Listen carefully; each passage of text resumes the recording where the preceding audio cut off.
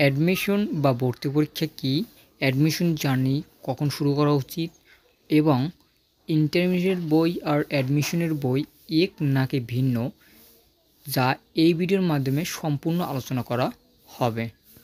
ভার্সিটিতে ভর্তি হওয়ার জন্য যে পরীক্ষার মাধ্যমে নিজেকে দক্ষ এবং যোগ্য বলে যাচাই করা হয় তাকেই ভর্তি পরীক্ষা বলে। আর এই ভর্তি পরীক্ষার মাধ্যমেই একজন স্টুডেন্ট সে ভার্সিটিতে ভর্তি হতে পারে তার প্রাপ্ত নাম্বারের উপর ভিত্তি করে। ভর্তি পরীক্ষা প্রতিটা ইউনিভার্সিটির জন্য ভিন্ন ভিন্ন হয়ে থাকে। প্রতিটা ভার্সিটি তার নিজের একক মতে ভর্তি পরীক্ষা নিয়ে থাকে এবং এই পরীক্ষার মাধ্যমে স্টুডেন্টদের যোগ্যতা এবং দক্ষতা মাপকাঠি করে থাকে। অ্যাডমিশন জার্নিটা কখন শুরু করা উচিত? মূলত এসএসসি কমপ্লিট হওয়ার পর এবং ইন্টারমিডিয়েট শুরুতেই অ্যাডমিশন জার্নিটা শুরু করা উচিত। আমরা অনেকেই ভেবে থাকি যে ইন্টারমিডিয়েট বই আর অ্যাডমিশনের বই হয়তো ভিন্ন, কিন্তু না, এ কথাটা সম্পূর্ণই ভুল। কারণ ইন্টারমিডিয়েট বই আর অ্যাডমিশনের বই হুবহু একই বই।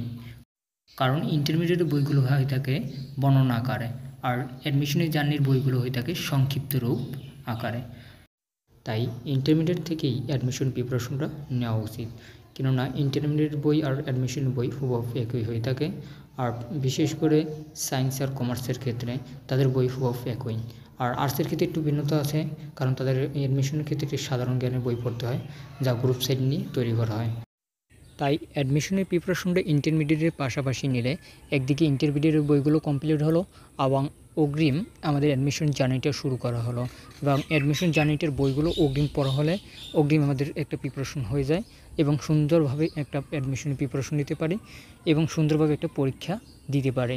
এবং আমাদের মূলত এইচএসসি কমপ্লিট করার পর বেশি সময় থাকে না, আমাদের প্রায় 3 মাস, মতো 3 মাস সময় থাকে অ্যাডমিশনের প্রিপারেশন নেওয়া যায় ক্ষেত্রে, কিন্তু আমাদের ওইটুকু সময়ের মধ্যে আমরা কমপ্লিট করতে পারি না। এই কারণেই ইন্টারমিডিয়েটের বই পাশাপাশি অ্যাডমিশন প্রিপারেশনটা নেওয়া উচিত।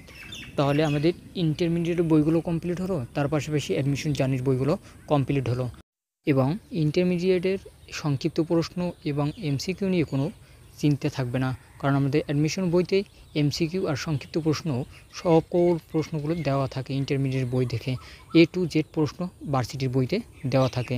তাই আর বিশেষ করে ইন্টারমিডিয়েট বোর্ড পরীক্ষায় এমসিকিউগুলো আর সংক্ষিপ্ত প্রশ্নগুলো সব ভার্সিটির প্রশ্ন ফলো করা হয়, আর ভার্সিটির প্রশ্নই বেশি রিপিট করা হয়ে থাকে।